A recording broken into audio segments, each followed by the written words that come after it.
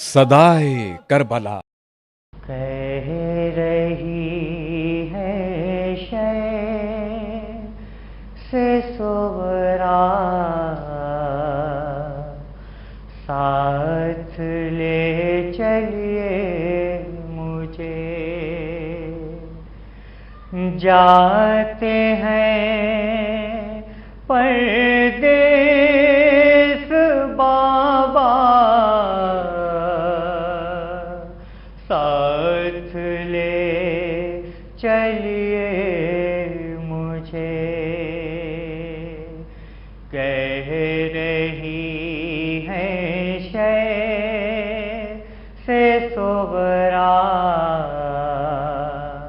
साथ ले चलिए मुझे। कुनबे की फुरकत में बाबा होगा मेरा इंतजार। आपकी खिदमत करूंगी, सबका रखूंगी ख्याल। बस करम कर दीजिए इतना, साथ ले चलिए मुझे। मैं मरज़ में मुब्तला हूँ, मुझसे मुँह को मोड़ के जा रहे हैं सब के सब, मुझे को अकेला छोड़ के।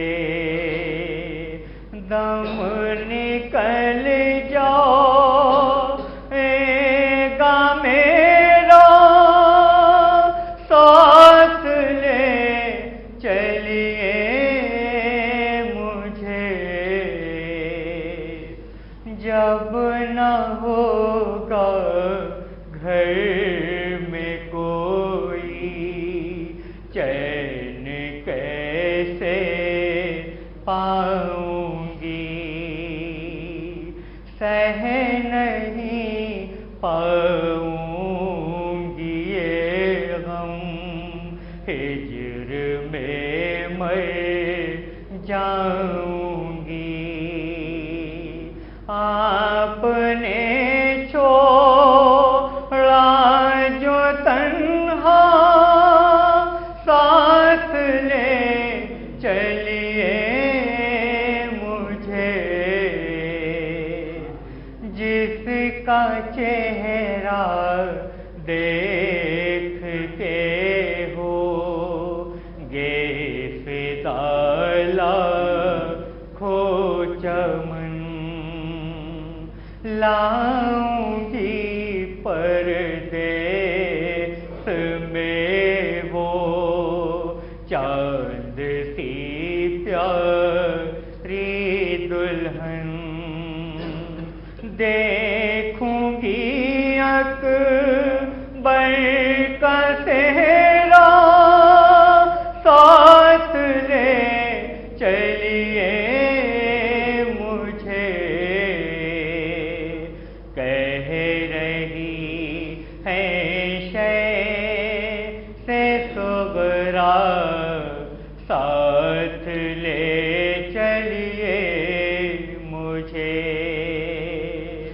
फ़क़्र जन्नत है जो बाबा, वो मदीना छोड़ के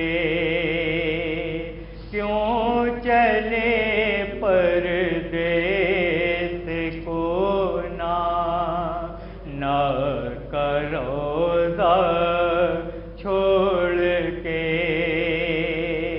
क्या सबब है इस सफ़र का, साथ ले चलिए मुझे। دل میرا خالی مقام میں چین کیسے پائے گا؟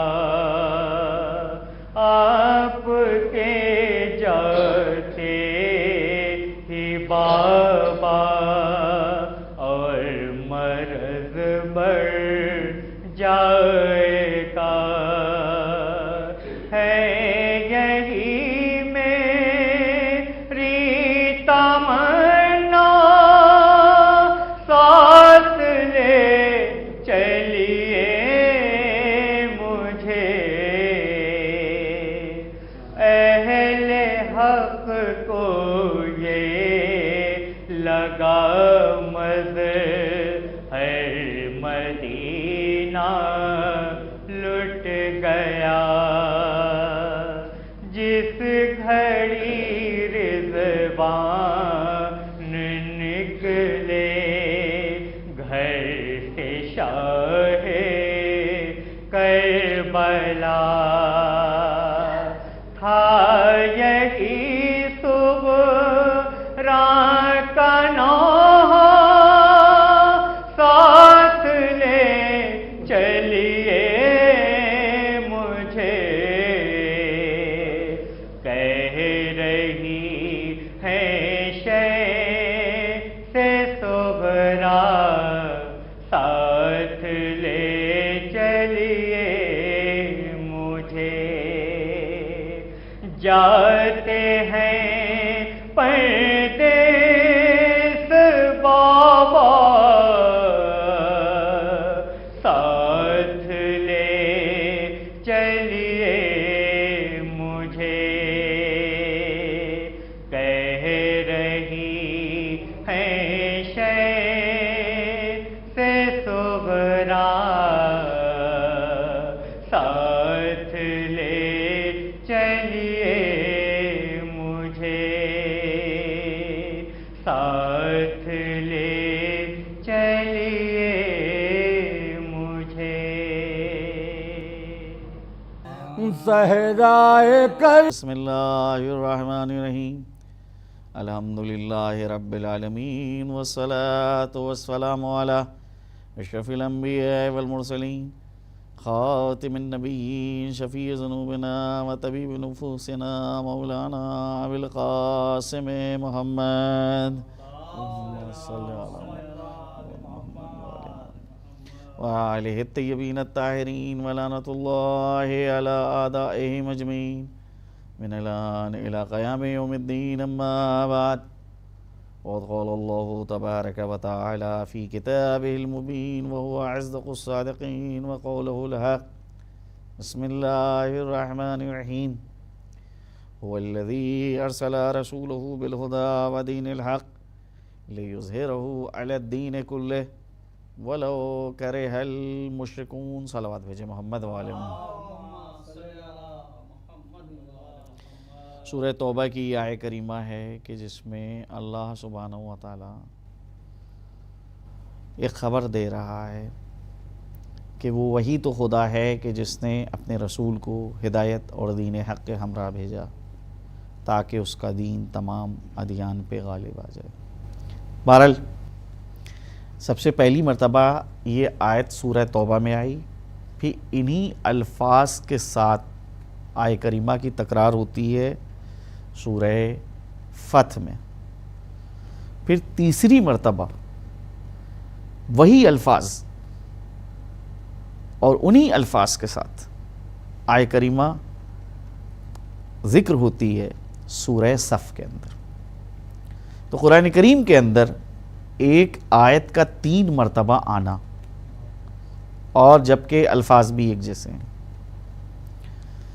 یہ انسان کو دعوت فکری یہ چیز دے رہی ہے کہ بار بار ذکر کیا جا رہا ہے، ریپیٹ کیا جا رہا ہے، تکرار کی جا رہی ہے، اس کے پیچھے کچھ نہ کچھ تو حکمت ہوگی، ورنہ ریپیٹ کرنا، تکرار کرنا یہ چیز جو ہے وہ اچھی نہیں سمجھی جاتی ہے۔ ہاں جس بات کو اہمیت دینا ہوتی ہے، جس پہ توجہ مطلوب ہوتی ہے کہ انسان فکر کرے جہاں دعوت فکر دی جاتی ہے وہاں کے اوپر جو ہے وہ اس چیز کو بار بار پھر ذکر کیا جاتا ہے کہ انسان کہیں غفلت کا شکار نہ ہو جائے۔ آیت کیا کہہ رہی ہے کہ وہ وہی تو خدا ہے کہ جس نے اپنے رسول کو ہدایت اور دین حق کے ہمراہ بھیجا۔ سوال ہے کیوں بھیجا؟ تو جواب آیت میں آ رہا ہے لِيُظْهِرَهُ عَلَى الدِّينِ كُلِّهِ، تاکہ تمام ادیان پہ یہ دین غالب آ جائے۔ اب غلبہ دو طرح کا ہوتا ہے، ایک غلبہ قولی ہے کہ دین محمد، دین اسلام نے جو اعتقادات پیش کیے ہیں وہ اتنے اچھے ہیں کہ دنیا کا کوئی بھی مذہب جو ہے اگر اس کے مقابلے میں اپنے عقیدے کو پیش کرے گا تو وہ عقیدہ اس کے سامنے ٹھہر نہیں سکتا ہے۔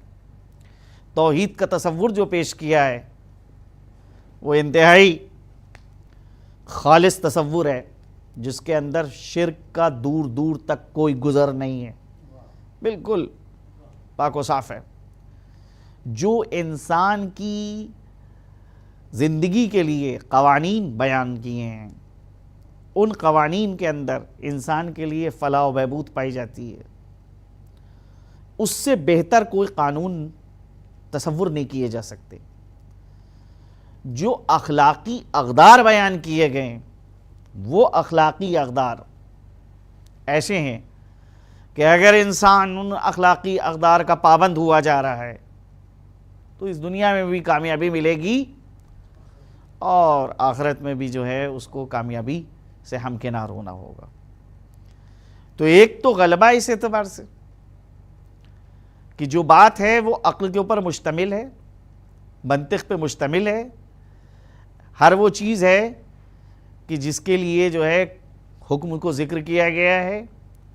کوئی ایسی جگہ نہیں ہے کہ جہاں کے اوپر جو ہے وہ دین آ کے کہے کہ ہم تم کو اس سلسلے میں کوئی رہنمائی نہیں کر سکتے ہیں، معذور ہیں۔ چاہے وہ بازار کا مسئلہ ہو، چاہے وہ سرمایہ لگانے کا مسئلہ ہو، چاہے وہ شادی کرنے کا مسئلہ ہو، چاہے وہ بچوں کی تربیت کا مسئلہ ہو، چاہے وہ گھر بنانے کا مسئلہ ہو، چاہے سفر کا مسئلہ ہو، چاہے کھانے پینے کا مسئلہ ہو۔ صرف کھانے پینے کے حوالے سے اگر دیکھا جائے تو 3000 روایات صرف کھانے اور پینے کے حوالے سے آئی ہیں کہ کھانے کے پہلے کیا کرنا چاہیے اور کھانے کے بعد کیا کرنا چاہیے، کھانے کے دوران کیا کرنا چاہیے، کیا چیزیں کھانا چاہیے، کتنا کھانا چاہیے۔ تو 3000 روایتیں، کوئی ہے دنیا کے اندر ایسا دین کہ جو اس طرح سے اپنے ماننے والوں کی رہنمائی کر رہا ہو؟ تو ایک تو یہ نظریہ ہے کہ اسلام منطقی اعتبار سے، عقلی اعتبار سے دیگر مذاہب کے اوپر غلبہ رکھتا ہے، مگر یہ چیز وہ ہے کہ اگر تھوڑی سی بھی آپ فکر کیجئے گا تو قابل قبول نہیں۔ یہ چیز تو اسلام کو شروع سے حاصل ہے۔ اسلام نے جو کچھ پیش کیا ہے اس میں کہیں کے اوپر یہ دعویٰ نہیں کیا ہے کہ کسی انسان نے یہ چیزیں پیش کی۔ جو کچھ پیش ہوا ہے وہ سب کا سب اللہ کی جانب سے پیش ہوا ہے۔ پیغمبر کے لیے کہہ دیا گیا ہے کہ وَمَا يَنْطِقُ عَنِ الْهَوَىٰ إِنْ هُوَ إِلَّا وَحْيٌ يُوحَىٰ، یہ وہی کہتے ہیں جو وہی کہتی ہے۔ ایک لمحے کے لیے بھی جو ہے یہ اپنی فکر میں منشاء الہی سے الگ نہیں ہوتے ہیں، ان کی زبان پہ وہی جاری ہوتا ہے جو وہی نازل ہوتی ہے۔ تو اب ذرا غور کریں کہ یہ چیزیں جو ہیں کہ یہ غلبہ جو ہے وہ ابتدا سے حاصل تھا، لہٰذا اس کو بار بار ذکر کرنے کی ضرورت نہیں ہے۔ اس کو فلسفے کی زبان میں کہتے ہیں تحصیل حاصل، کہ جو چیز حاصل ہے اس کو حاصل کرنا جو محال ہے۔ آپ حضرات بیٹھے ہوئے ہیں اور میں آپ سے کہوں کہ بیٹھ جائیے تو یہ کیا ہے؟ ایک بے تکی سی بات ہے، لغو بات ہے۔ تو جب غلبہ اسلام کے اعتقادات، اسلام کے قوانین، اسلام کے اخلاقی اقدار میں ابتدا سے حاصل ہے تو اس کی خبر نہیں دی جا رہی ہے، یہ کوئی اور غلبہ ہے. لہذا مفسرین جو ہیں اس بارے میں بحث کرتے ہیں، کہتے ہیں یہ فزیکی غلبہ ہے. یعنی ایک زمانہ آئے گا جب پوری دنیا میں ایک حکومت ہوگی اور ایک مذہب ہوگا، ایک دین ہوگا.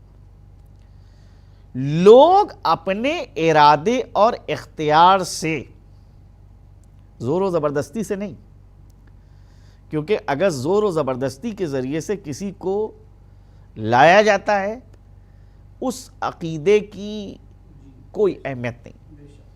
وہ کیا عقیدہ حیثیت رکھتا ہے کہ جس میں جو ہے زور و زبردستی کے ذریعے سے کسی کو لایا جائے؟ کیونکہ جن چیزوں کا انسان دل سے یقین رکھتا ہے لازم ہے کہ وہ عبادت سمجھ کے ان چیزوں کو انجام دے. اسی لیے آپ دیکھ لیجئے کہ ہر مسئلے میں جو ہے آپ ہر ایک کی مدد نہیں لے سکتے ہیں.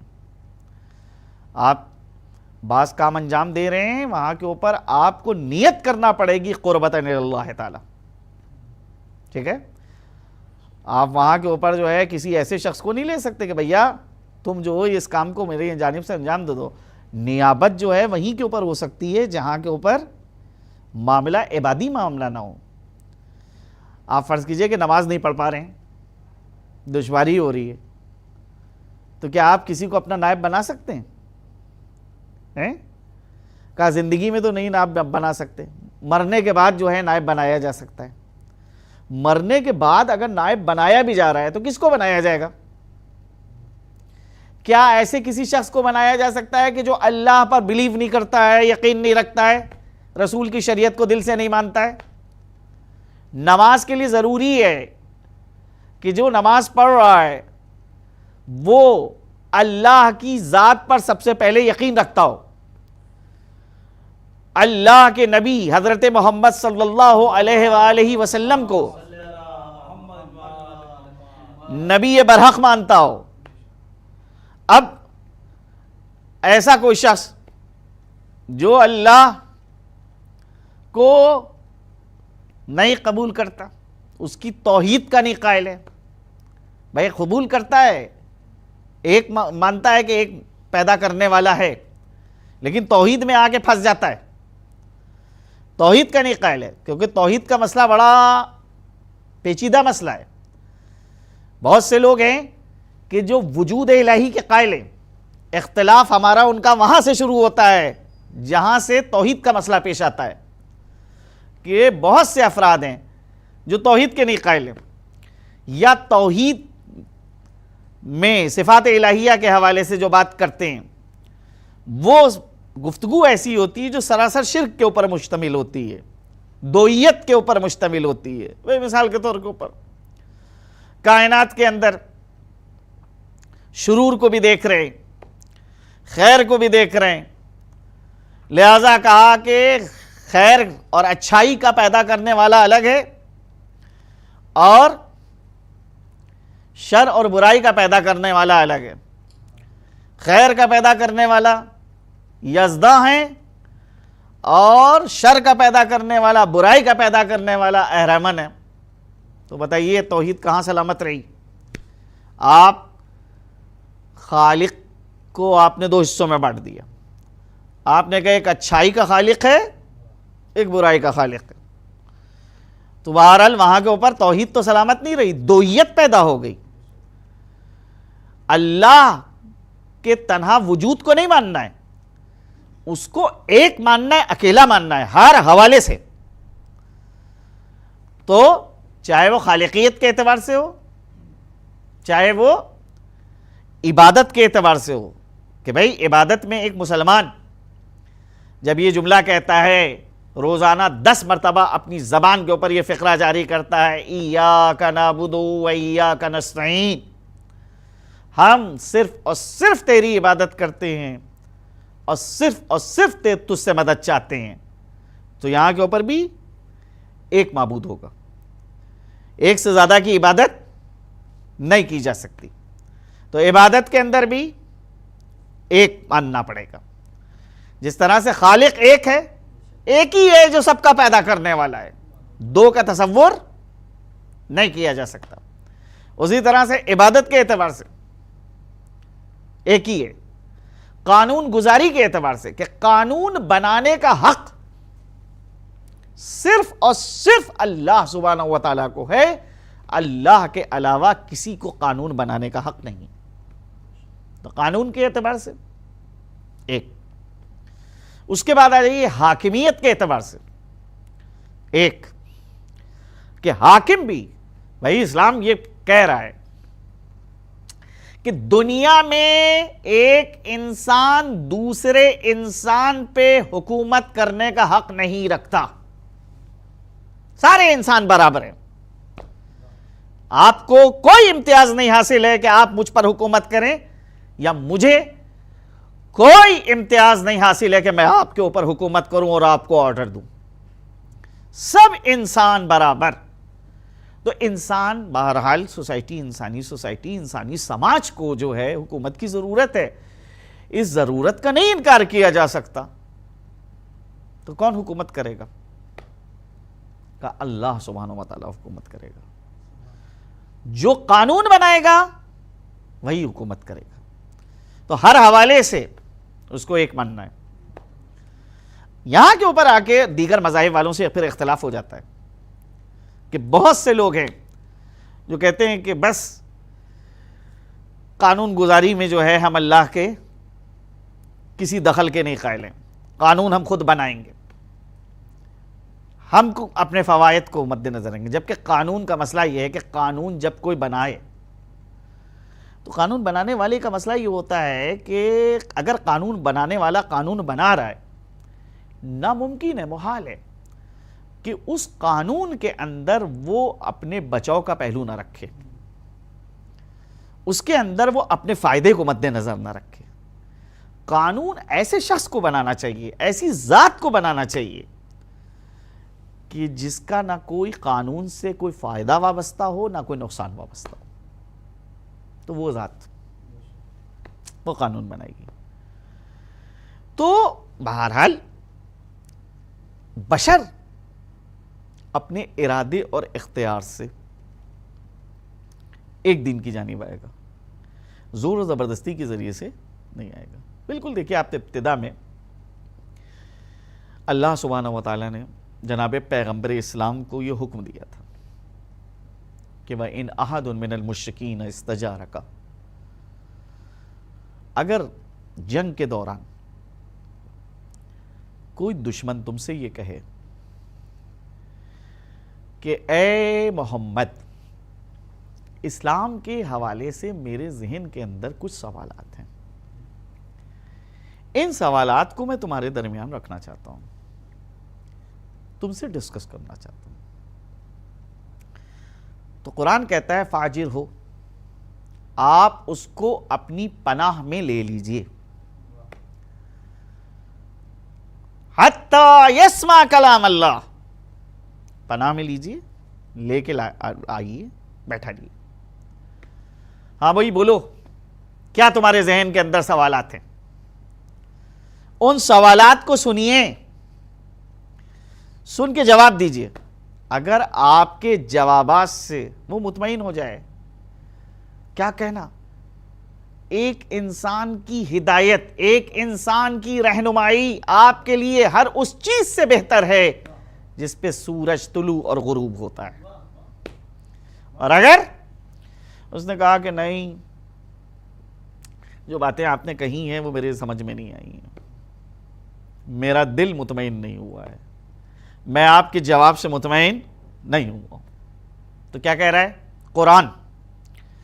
ثم ابلغہ الی ما امنا، جیسے تم اس کو امن و امان کے ساتھ لائے تھے جہاں سے، وہیں کے اوپر اس کو لے جا کے چھوڑ دو. یہ ہے اسلام کی روش، قرآن کی روش. اس روش کے اوپر تم کو عمل کرنا ہے. جو اس روش کو نہ اختیار کرے، اس کے معنی یہ ہے کہ وہ اسلام اس کے پاس نہیں پایا جاتا ہے. تلوار کے زور کے اوپر جو ہے کسی سے کوئی چیز نہیں بنوائی جا سکتی. انسان کو دعوت فکر دی جائے گی. ہاں دیکھیے، فکر کے لیے مسئلہ یہ ہوتا ہے کہ کبھی کبھی رکاوٹیں ہوتی ہیں. ان رکاوٹوں کو دور کرنے کی کوشش کی جائے گی کہ انسان صحیح چیز کو نہیں سوچ پا رہا ہے، درمیان میں ایک رکاوٹ ہے. اس رکاوٹ سے، اب یہ رکاوٹیں الگ الگ ہوتی ہیں. مثال کے طور پر ماحول کا اثر، ایک خاص ماحول میں رہ رہا ہے، اس سے باہر نہیں آتا، لہذا وہ چیز سوچ ہی نہیں سکتا. بیجا قسم کا تعصب اور عصبیت، یہ بھی انسان کو صحیح راہ سے دور کر دیتی ہے. یہ چیز انسان صحیح بات نہیں سوچ پاتا ہے. ضرورت سے زیادہ کسی سے محبت، یہ چیز بھی انسان کو صحیح راہ سے دور کر دے گی، صحیح طریقے سے دور کر دے گی. آپ اتنی زیادہ ان سے محبت کرتے ہیں کہ آپ ان کی ہر بات کو اچھا سمجھتے ہیں. حقیقت کو سمجھنے کے لیے محبت کو کنارے رکھنا ہوگا آپ کو. ضرورت سے زیادہ کسی سے دشمنی، یہ ضرورت سے زیادہ کسی سے دشمنی، راہ اعتدال سے باہر چلے جانا، یہ چیز جو ہے وہ کیا ہے؟ انسان کو صحیح راہ سے دور کر دے گی. تو صحیح راہ تک پہنچنے کے لیے ان رکاوٹوں کو ہٹانا ہوگا. بیجا قسم کی عصبیت، بیجا قسم کا تعصب، اس سے بچنا ہوگا. یہ جو رکاوٹیں ہیں، ان رکاوٹوں سے بچنے کی کوشش کی جائے گی. جب آزادانہ ماحول فراہم ہوتا ہے، کسی قسم کی کوئی رکاوٹ نہیں ہوتی ہے، انسان اپنی فطرت کی آواز کو سنتا ہے، پھر نیچر کی آواز کو سنتا ہے. اللہ نے جو انسان کو پیدا کیا ہے، اس کی فطرت کے اندر صلاحیت خیر ڈالی ہے، نیچر میں صلاحیت خیر ڈالی. لہذا آپ دیکھیے کہ وہ لوگ کہ جو گناہ کی راہ کے اوپر ہیں، غلط راہ پہ ہیں، کیا وجہ ہے کہ گناہ کرنے کے بعد ان کو اطمینان نہیں ملتا، سکون نہیں ملتا. کیوں پریشان ہے؟ ارے بھائی، آپ نے تو اپنی خواہش پوری کر لی نا. آپ کو جس سے انتقام لینا تھا آپ نے انتقام لے لیا. اب یہ راتوں کی نیند آپ کی کیوں غائب ہے؟ آپ کیوں پریشان ہیں؟ آپ جتنی دولت حاصل کرنا چاہتے تھے آپ نے دولت حاصل کر لی. آپ جس کرسی پہ پہنچنا چاہتے تھے اس کرسی کے اوپر پہنچ چکے ہیں، غلط طریقے سے چاہے. لیکن کیا وجہ ہے کہ اس کے باوجود جو ہے آپ کو اطمینان نہیں مل پا رہا ہے، سکون نہیں مل پا رہا ہے؟ وجہ یہ ہے کہ گناہ کی جو راہ ہے، غلط راہ جو ہے، اس میں راستہ آگے جا کے بند ہو جاتا ہے. اور پھر نتیجہ یہ ہوتا ہے کہ انسان اس راستے سے پلٹ آتا ہے. ایک عربوں کا محاورہ ہے کہ اذا تجاوز الشیء عن حدہ یرجع الی اصلہ. جب کوئی چیز اپنی حد سے آگے بڑھ جاتی ہے تو پھر اپنی اصل کی جانب واپس آ جاتی ہے. ٹھیک ہے، ابھی موجودہ زمانے میں اگر ہم حساب کریں اور یہ دیکھیں کہ دنیا کی صورتحال کیا ہے، تو دنیا کے اندر بظاہر دو طاقتیں نظر آ رہی ہیں. ایک طاقت ہے جو رحمانی طاقت ہے، الہی طاقت ہے، خدائی طاقت ہے، لشکر الہی ہے. اور ایک طاقت ہے جو شیطانی طاقت ہے، لشکر شیطان ہے. بظاہر غلبہ جو ہے وہ لشکر شیطان کو ہے، ہر جگہ ہر محاذ کے اوپر وہ نظر آ رہے ہیں.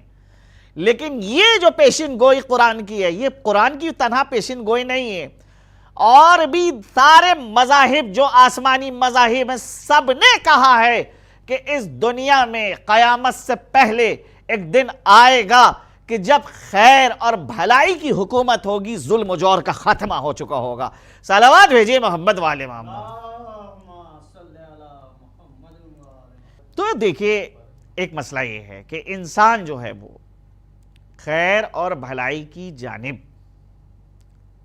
راغب ہوگا، خود آئے گا۔